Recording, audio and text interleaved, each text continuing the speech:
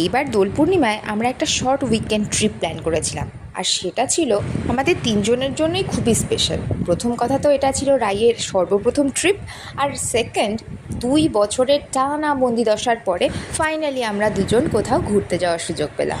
অনেক স্ট্রাগল করে একটা রুম খুঁজে লাগেজ রেখেই আমরা ছুটলাম সমুদ্রের বিচের দিকে। সমুদ্র দেখে রাইয়ের এক্সপ্রেশন কেমন ছিল আর আমাদের এই উইকেন্ড ট্যুরটা কেমন কাটলো পুরোটা জানতে হলে অবশ্যই দেখতে হবে আমার পুরো ব্লগটা, যেটা আমার চ্যানেলে আপলোড করা আছে। আর সেখানে গিয়ে তো আমার রাই একেবারে সেলিব্রিটি, প্রচুর ভিজিটার্স পেয়েছে আর তাদের সাথে খুব সুন্দরভাবে ইন্টারঅ্যাক্ট করেছে। তাজপুরে গিয়ে প্রথম দিনটা ডিমের কারি আর রুটি দিয়ে চালিয়ে দিলেও পরের দিন কিন্তু আমরা দেশি মুরগির ঝোল দিয়েই আমাদের লাঞ্চটা সেরেছিলাম। যদিও আমার রাই কিন্তু ওর স্পেশাল খিচুড়িটা দিয়েই লাঞ্চ সেরেছিল। মার্চ মাসের কটকটে রোদে দুপুরটায় বেশ কষ্ট হলেও সকাল আর বিকালটা ছিল বেশ রিল্যাক্সিং। দুদিনের এই উইকেন্ড ট্রিপে মনটাকে একেবারে চাঙ্গা করে নিয়ে আমরা বাড়ি ফিরলাম। ফুল ব্লগের লিঙ্ক দেওয়া থাকলো ডেসক্রিপশনে, চেক করে নিও। আজ ছড়ি তাহলে, টাটা।